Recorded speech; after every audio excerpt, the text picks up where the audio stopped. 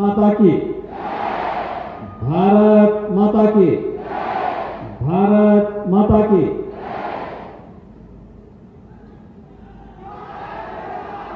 उत्तर प्रदेश की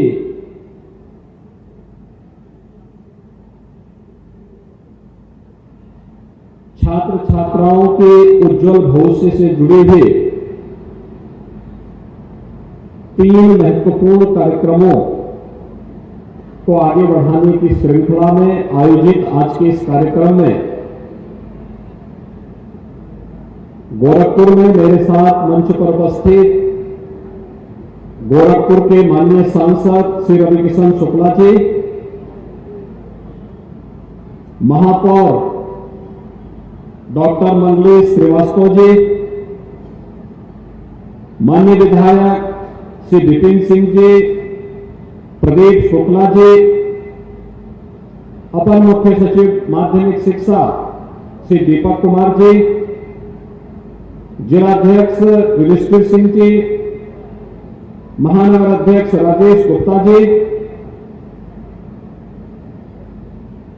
श्री ज्योति प्रकाश मस्करा जी, आज के इस कार्यक्रम में उपस्थित विभिन्न विद्यालयों के सभी प्रबंधक और प्रधानाचार्यगण, वर्चुअली जोड़े गए सभी माननीय जनप्रतिनिधिगण और प्यारे छात्र छात्राओं, आज एक साथ 3 बड़े कार्यक्रम को हम आगे बढ़ा रहे हैं,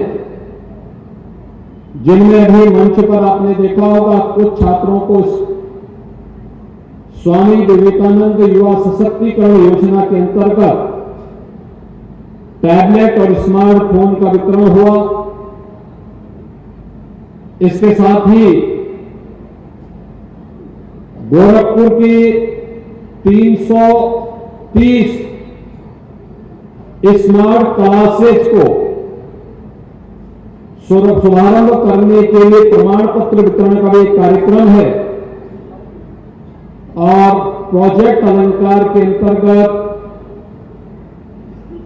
गवर्नमेंट इंटर कॉलेजेज में, गवर्नमेंट गर्ल्स इंटर कॉलेजेज में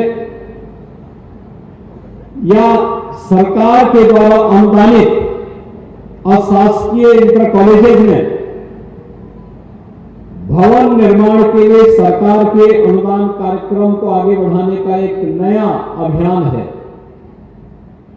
इस कार्यक्रम में जुड़े हुए प्रदेश भर के हमारे सभी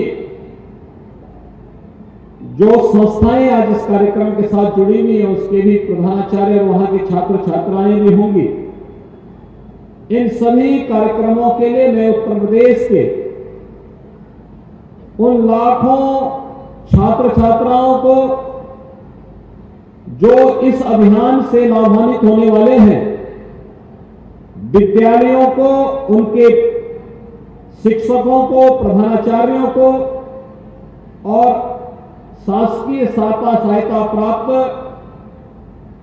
अशासकीय विद्यालयों के प्रबंधकों को भी मैं हृदय से बधाई देता हूं, अपनी शुभकामनाएं देता हूं। 3 प्रकार के जो एक कार्यक्रम है, जिसमें पहला मैंने बताया कि टैबलेट और स्मार्टफोन 2021 में, नवंबर 2021 में हम लोगों ने इस योजना को प्रारंभ किया था। इसके पीछे का उद्देश्य था कि हम प्रदेश की अपनी युवा शक्ति को डिजिटली सक्षम बना सके।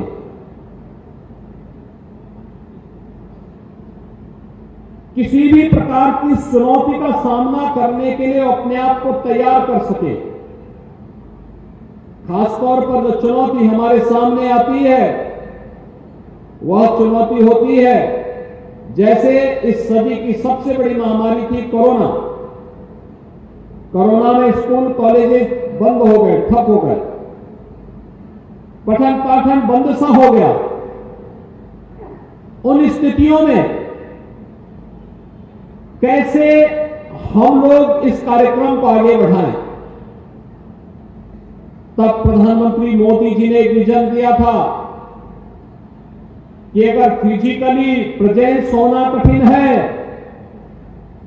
तो हम लोग तकनीक का उपयोग करें वर्चुअली। लेकिन इसके लिए भी दो चीजें महत्वपूर्ण थी। एक, अगर विद्यालय से वर्चुअली क्लास लेनी है तो उनके पास स्मार्ट क्लासरूम होना चाहिए, और दूसरा, वहां पर इंटरनेट की सुविधा के साथ ही हम यह भी सुनिश्चित करें कि जिसको घर में बैठे बैठे इस सुविधा का लाभ लेना है उसके पास टैबलेट या स्मार्टफोन की सुविधा हो। और मुझे बताते हुए प्रसन्नता है कि पिछले 2-3 वर्ष के अंदर हम लोगों ने प्रदेश के अंदर 20 लाख से अधिक छात्रों को अब तक टैबलेट और स्मार्टफोन उपलब्ध करवाने का काम किया है, जिस क्रम में आज गोरखपुर में भी 4000 से अधिक विद्यार्थियों को यह सुविधा उपलब्ध करवाई जा रही है। बिना भेदभाव के हर युवा को, जिससे वह तकनीकी दृष्टि डिजिटली अपने आप को सक्षम कर सके। आप इसमें देखेंगे आपके टैबलेट स्मार्टफोन में केंद्र और राज्य सरकार की युवाओं से जुड़ी हुई सभी प्रकार की, छात्रों से जुड़ी हुई सभी प्रकार की योजनाओं को उसमें जोड़ा गया है। आप अगर उस स्मार्टफोन और टैबलेट को देखेंगे तो उसके माध्यम से आपको केंद्र और राज्य शासन से जुड़ी हुई सभी महत्वपूर्ण जानकारियां प्राप्त हो जाएंगे, और उसके अनुरूप आप अपने आप को तैयार करके स्वावलंबन के रूप में अपने जीवन को आगे बढ़ाने में योगदान देकर के प्रधानमंत्री मोदी जी के विकसित भारत की परिकल्पना को साकार करने में अपना योगदान दे पाएंगे। तो एक टैबलेट और स्मार्टफोन वितरण का एक कार्यक्रम, इसमें हमें 2 करोड़ युवाओं को इस योजना के साथ जोड़ना है और यूपी को डिजिटल इंडिया मिशन के साथ देश के अग्रणी राज्य के रूप में स्थापित करना है। और इसके लिए इस बड़े कार्यक्रम में आज मुझे गोरखपुर में इतने युवा विद्यार्थियों के साथ जुड़ने का अवसर प्राप्त हुआ है, जिन्हें टैबलेट स्मार्टफोन प्राप्त हुआ है उन सबको मेरी बधाई। जिन्हें नहीं प्राप्त हुआ है वे इंतजार करें, उनको भी इस योजना का लाभ अवश्य प्राप्त होगा। इसके लिए मैं अभी से उनको अपनी शुभकामनाएं देता हूं। दूसरा है स्मार्ट क्लास का। आपने देखा होगा 141 विद्यालयों के 330 क्लासरूम में आज एक साथ स्मार्ट क्लास की स्थापना का कार्यक्रम भी CSR निधि से हम पैसा दिला रहे हैं। हर विद्यालय में 2-2 ऐसी क्लासरूम होंगी, जिस क्लासरूम में हम लोग विद्यार्थियों को इसके माध्यम से जोड़ देंगे, और इसका उपयोग तो बहुत अच्छा हो सकता है। अगर संस्थाएं चाहेंगी तो उस स्मार्ट क्लास के साथ डिजिटल लाइब्रेरी को जोड़ सकते हैं, अच्छे कंटेंट को जोड़ करके अच्छा उस पाठ्यक्रम, किसी भी पाठ्यक्रम से जुड़े हुए अच्छे कंटेंट को जोड़ देंगे तो विद्यार्थी उससे बहुत लाभ ले सकते हैं।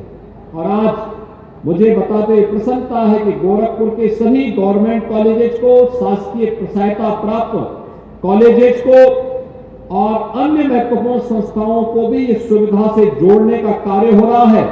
मैं इसके लिए अब अगर स्मार्ट क्लास हो, टैबलेट और स्मार्टफोन हो, तो मैं विश्वास के साथ कह सकता हूं कि अब कोरोना जैसी महामारी भी आपके पठन पाठन को बाधित नहीं कर पाएगी, उसका मुकाबला आप आसानी से कर पाएंगे। लेकिन याद रखना, एक टैबलेट और स्मार्टफोन रवि किशन की फिल्म को देखने के लिए नहीं है। ये विद्यार्थियों को अपने पाठ्यक्रम के कंटेंट को देखने के लिए, डिजिटल लाइब्रेरी के साथ जुड़ने के लिए और अन्य कार्यक्रमों के साथ। कितने लोगों ने रवि किशन की फिल्म देखी है? उनको देख के मत खड़ा करना हाथ, वैसे बताओ, ठीक है। लेकिन ये इस फोन का उपयोग आप अपने पाठ्यक्रम में अपने आप को तकनीकी दृष्टि से सक्षम बनाने में, केंद्र की उन तमाम योजनाओं में क्या है, पीएम स्टार्टअप की योजना क्या है, पीएम स्टैंडअप की योजना क्या है, पीएम मुद्रा की योजना क्या है, ऐसे ही उत्तर प्रदेश के अंदर मुख्यमंत्री कन्या सुमंगला की योजना क्या है, वन डिस्ट्रिक्ट वन प्रोडक्ट की योजना क्या है, अब मुख्यमंत्री अभ्युदय की योजना क्या है। इन सभी योजनाओं की जानकारी लेने में आपको ये टैबलेट और स्मार्टफोन योगदान देगा।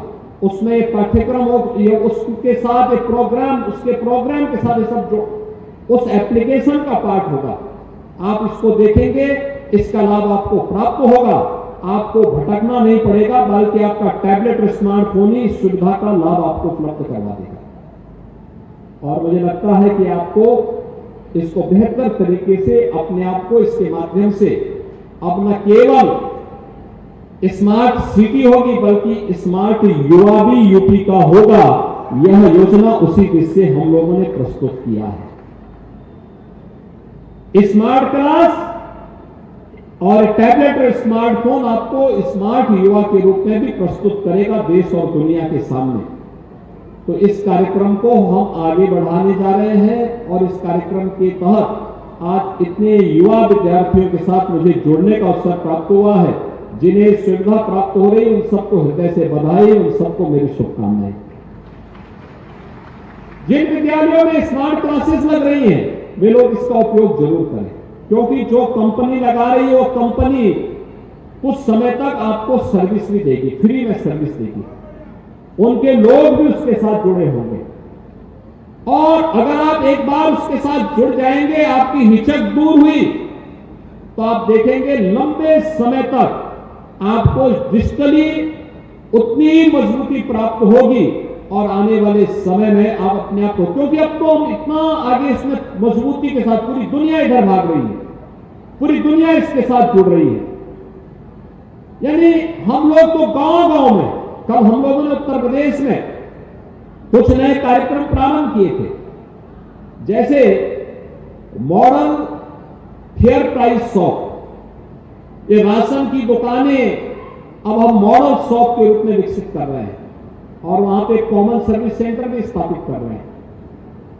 वहीं पे आप पूरे हम रेवेन्यू रिकॉर्ड को अब डिजिटली कर रहे हैं। अब उसमें लेखपाल को जरीब लगा के नापने की आवश्यकता नहीं पड़ेगी। उस समय के बाद आप देखना, वो तो एक जगह बैठ करके ही आप तय कर लेंगे कि आपकी जमीन का कोऑर्डिनेट क्या है और उसी के अनुरूप आपको आपकी जमीन पर कब्जा लेने से कोई वंचित नहीं कर सकता, क्योंकि वह तो आपके पास डिजिटली आपके पास एक प्रमाण हो जाएगा।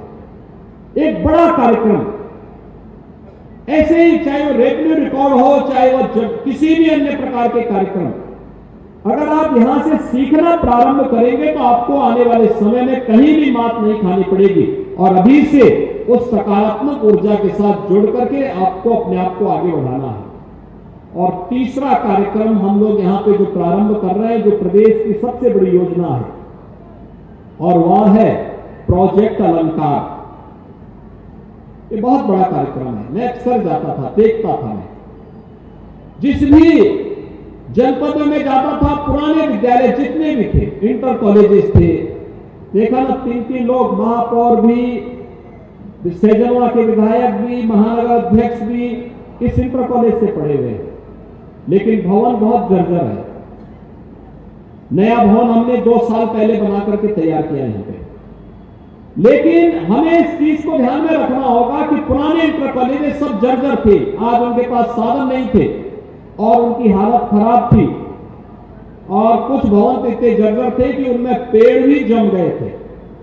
मेरी सबसे पहले विद्यालयों के प्रधानाचार्यों से भी और जो शासकीय सहायता प्राप्त और शासकीय विद्यालय उनके प्रबंधकों से मेरी अपील होगी कि उन विद्यालयों की नियमित साफ सफाई की व्यवस्था वे लोग किया करें, पेड़ न उगने दें, बरसात के पहले भी और बरसात के बाद भी छतों को साफ करके रखिए, नियमित साफ सफाई की व्यवस्था होनी चाहिए। साल भर में एक बार पुताई रंगाई का कार्यक्रम कराना चाहिए, जिससे लंबी आयु उस विद्यालय की हो और वह एक लंबे समय तक, लेकिन 70 साल, 100 साल, 90 साल, 60 साल पुराने विद्यालयों की स्थिति रख रखाव के अभाव में भी जर्जर हो गई थी और इसलिए हमें भय लगता था ऐसा ना हो कि इसके कारण कभी कोई भवन जर्जर हो जाए, गिर जाए, जनहानि हो जाए, किसी छात्र को, किसी शिक्षक को नुकसान हो जाए।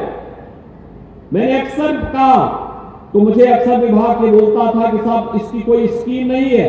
मैंने कहा स्कीम नहीं है तो शासन का काम है स्कीम बनाने की, उस प्रकार की नीति बनाने की, और हमने प्रोजेक्ट अलंकार के अंतर्गत यह व्यवस्था बनाई है। राजकीय इंटर कॉलेजेस में, राजकीय गर्ल्स इंटर कॉलेजेस में हम पूरा का पूरा पैसा सरकार की तरफ से नए भवन के निर्माण के लिए उपलब्ध करवा रहे हैं। और आज आपका की जिम्मेदारी बनती है कि नए भवन के कार्यक्रम को समयबद्ध तरीके से आप आगे बढ़ा करके जब पूरा भवन आपका बन जाएगा तो उसके बाद आप आसानी के साथ अपने नए भवन में जाइए और पुराने जर्जर भवन को, अगर वह हेरिटेज बिल्डिंग नहीं है तो जो लोग बाहर हैं वे अंदर आ सकते हैं, भीगे मत, अंदर आ सकते हैं, अंदर आ जाए, बीच बीच में कहीं इकट्ठे हो जाए। तो जर्जर भवन को अगर वह हेरिटेज बिल्डिंग नहीं है तो उसको हटा करके, और अगर हेरिटेज बिल्डिंग है तो उसको फिर से प्रशासन के साथ संवाद बना करके उसके रख रखाव की व्यवस्था हो, उसकी सुरक्षा के लिए भी उस प्रकार के उपायों को हमें आगे बढ़ाना चाहिए। और शासकीय सहायता प्राप्त शासकीय इंटर कॉलेजेज है, गवर्नमेंट एडेड कॉलेजेज हैं, उनके लिए भी हम लोगों ने एक व्यवस्था दी है। उसमें व्यवस्था दी है कि 75% पैसा सरकार देगी और 10-25% पैसा प्रबंधन लगाए। इसमें वे CSR से भी, विधायक निधि से भी, सांसद निधि से भी पैसा ले सकते हैं और उस पैसे का उपयोग वे सबसे पहले विद्यालय में विद्यार्थियों की सुविधा के लिए अच्छे बिल्डिंग बनाने में करें, डिजिटल लाइब्रेरी बनाने के लिए, बालक बालिकाओं के लिए टॉयलेट बनाने के लिए उसका उपयोग करें, जिससे अच्छे विद्यालयों का निर्माण किया जा सके और वे लोग उसके माध्यम से उनके अच्छा भवन हम दे देंगे। तो भवन अच्छा हो तो स्वाभाविक रूप से कोई भी खतरा फिर नहीं। हम उसमें स्मार्ट क्लास भी दे सकते हैं, डिजिटल लाइब्रेरी दे सकते हैं, अच्छी लेबोरेटरी स्थापित कर सकते हैं, अच्छे कार्यक्रम उसके माध्यम से हम आगे बढ़ा सकते हैं। आज प्रदेश भर के पूरे कार्यक्रम का शुभारंभ यहां से हो रहा है, जिसमें 69 विद्यालय तो अकेले गोरखपुर मंडल के हैं जिनको पैसा जारी हो रहा है। इसके अलावा प्रदेश के हर जनपद के गवर्नमेंट कॉलेजेस में ये कार्यक्रम आयोजित किए जा रहे हैं, जहां के माध्यम से ये धनराशि उन संस्थाओं को जारी होगी। और मैं इसके बारे में कहूंगा कि सभी विद्यालय इस योजना का लाभ जरूर लें।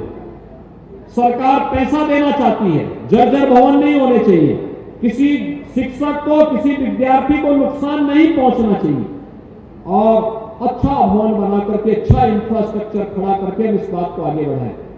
तीसरा, संस्कृत इंटर कॉलेजेस के लिए हम लोगों ने व्यवस्था की कि 90% पैसा सरकार देगी, 10% पैसा प्रबंधन लगाए, वे भी अच्छा भवन खड़ा कर ले। संस्कृत विद्यालयों के लिए भी ये व्यवस्था अलग से दी जा रही है। यानी एक अवसर है जब हम शासन की योजनाओं का लाभ लेकर के एक नए भारत में, नए उत्तर प्रदेश और नए उत्तर प्रदेश में नई शिक्षा की पद्धति को आगे बढ़ाने में, जब राष्ट्रीय शिक्षा नीति देश के अंदर लागू हो चुकी है, उसके अनुरूप हमारे भवन भी दिखने चाहिए, हमारा इंफ्रास्ट्रक्चर भी दिखना चाहिए, हम भी उसके अनुरूप दिखने चाहिए। आज की इस वर्तमान प्रतिस्पर्धा के युग में हमारा युवा भी दुनिया में किसी से पीछे नहीं है। इसके लिए हम अपने आप को तैयार कर सकें, इसके लिए हमारे युवाओं को अपने आप को तैयार करना होगा और युवाओं को तैयार होने के पहले संस्थाओं को इसके लिए अपने आप को तैयार करना होगा। और इसीलिए आज हम सब आपके बीच यहां पर आए हैं। आज सरकार कितना अच्छा कार्यक्रम करा रही है। हम लोगों ने एक व्यवस्था प्रारंभ कर दी, बहुत अच्छे ढंग से तैयारी की है और तैयारी भी किस रूप में प्रारंभ की है।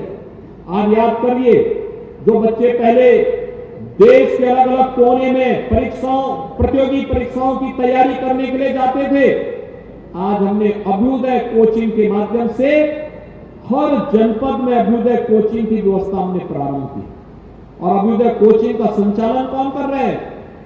जो लोग किसी प्रतियोगी परीक्षा में सफल होकर के आज सेवा दे रहे हैं, उसमें आईएएस भी है, आईपीएस भी है, पीसीएस भी है, पीपीएस भी है, नीट के माध्यम से बने हुए डॉक्टर भी हैं।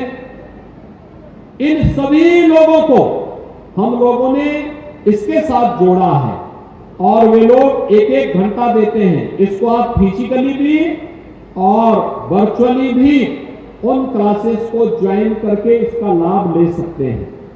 यानी अभ्युदय की व्यवस्था हो, बेटी के जन्म लेने से लेकर के शादी ब्याह तक की व्यवस्था आज सरकार कर रही है। हमने अप्रैल से 25,000 रुपए मुख्यमंत्री कन्या सुमंगला योजना में बेटी के अनुदान के लिए उपलब्ध करवाने की व्यवस्था कर दी है और साथ ही साथ बेटी की शादी के लिए मुख्यमंत्री सामूहिक विवाह योजना में 51,000 रुपए की राशि भी उपलब्ध करवाने की कार्रवाई को आगे बढ़ाया है। ये सभी योजनाओं की जानकारी हमें होनी चाहिए। एक युवा अगर अपना पढ़ाई पूरी करके बाहर निकलता है, स्वयं का स्टार्टअप स्थापित करना चाहता है, स्वयं का बिजनेस आगे बढ़ाना चाहता है, तो फिर उसको कहां से सहायता मिलेगी? ये पूरी स्कीम आपको इसके साथ जोड़ेगी। और इसीलिए आज मैं आपके पास इन सभी योजनाओं को लेकर के आया हूं। मुझे प्रसन्नता है कि आप सभी युवाओं ने इस योजना का लाभ लिया, इस योजना के साथ आप जुड़ने के इच्छुक हैं। योजना के साथ अधिकाधिक जुड़ करके योजनाओं से आप लोग लाभान्वित हो सकेंगे। इस विश्वास के साथ आज मैं यहां पर आप सभी लोगों को नए भारत के, नए उत्तर प्रदेश के साथ और नए उत्तर प्रदेश के साथ की दृष्टि नए गोरखपुर के लिए भी आपको आह्वान कर रहा हूं। भाइयों बहनों, आज हमारा देश बदल चुका है, दुनिया में सम्मान बढ़ चुका है। देश के अंदर किस तेजी के साथ माहौल बदला है। देश की सुरक्षा भी है तो समृद्धि भी है। देश के अंदर आज नौजवान के लिए आजीविका भी है तो देश के नागरिकों की आस्था का सम्मान भी है। ये पहले नहीं होता था। पहले न युवा के बारे में चर्चा होती थी, न आस्था की चर्चा कोई करता था, न सुरक्षा थी, न समृद्धि थी। देश में असमंजस की स्थिति 2014 के पहले रहा करती थी, लेकिन आज ऐसा नहीं है। आज तो भारत दुनिया की पांचवी बड़ी अर्थव्यवस्था है। और याद करना, 24 में इलेक्शन होने जा रहे हैं। इसी मार्च महीने में नोटिफिकेशन जारी होगा। नोटिफिकेशन में जब चुनाव के परिणाम चुनाव चलेंगे, उस समय हमारा नारा होना चाहिए, फिर एक बार मोदी सरकार, फिर एक बार मोदी सरकार का मतलब 2024 में, जब मई 2024 में प्रधानमंत्री मोदी जी तीसरी बार देश की बागडोर संभालेंगे तो भारत दुनिया की तीसरी बड़ी अर्थव्यवस्था के रूप में आगे बढ़कर के एक विकसित भारत की परिकल्पना को साकार करेगा। विकसित भारत का मतलब हर नागरिक विकसित होगा, हर व्यक्ति की प्रति व्यक्ति आय बढ़ेगी, सुविधाएं बढ़ेंगी, भारत सक्षम होगा, समर्थ होगा और भारत का कोई दुश्मन भारत को आंखें नहीं दिखा पाएगा। जो आंखें दिखाएगा तो उसको भी सबक सिखाने का काम करेगा। इस प्रकार की व्यवस्था हमारी होनी चाहिए। आज के इस अवसर पर मैं एक बार फिर से आपका आह्वान करूंगा कि हम सभी लोग इन कार्यक्रमों के साथ जुड़ेंगे। आज के इस कार्यक्रम के अवसर पर मैं एक बार फिर से इन सभी कार्यक्रमों के लिए जिन विद्यालयों को आज प्रोजेक्ट अलंकार के अंतर्गत ये शासकीय अनुदान उपलब्ध हो रहा है, उन सभी को भी मैं हृदय से बधाई देता हूं, अपनी शुभकामनाएं देता हूं और विश्वास व्यक्त करता हूं कि वे लोग भी समय समय पे सरकार के जो पत्र आते हैं, जो जियो जारी होते हैं, अगर प्रिंसिपल भी, प्रबंधक भी, अन्य लोग भी उन जियो को पढ़ करके और उसके अनुरूप अपने संस्थान को बनाने का कार्य करेंगे, उसका बड़ा लाभ आपको भी प्राप्त होगा, विद्यार्थियों को प्राप्त होगा, शिक्षा जगत को प्राप्त होगा। और शिक्षा के बगैर किसी देश का कल्याण नहीं हो सकता है, किसी समाज का उन्नयन नहीं हो सकता है। शिक्षा मूल है, विकास की धुरी है, इसके बगैर कोई आगे नहीं बढ़ सकता। आप सबको मैं इस अवसर पर हृदय से बधाई देता हूं। कुछ ही दिनों के बाद होली आएगी। इस समय परीक्षाओं का लोड भी आपके ऊपर होगा। तनाव से मुक्त वातावरण में परीक्षा देने के लिए जाया करिए। याद रखना, जितनी मेहनत की होगी उसका परिणाम प्राप्त करने से कोई आपको रोक नहीं पाएगा। अनावश्यक तनाव नहीं लाना चाहिए, एक। और दूसरा, आपको मैं इस बात के लिए आश्वस्त करता हूं, प्रदेश भर के युवाओं को आश्वस्त करता हूं, युवाओं के भविष्य के साथ कोई खिलवाड़ नहीं कर पाएगा। युवाओं का भविष्य उज्जवल है। हमारा युवा प्रतिभाशाली है, सक्षम है। उसको डिजिटली सक्षम बनाने के लिए सभी कार्यक्रम आगे बढ़ाए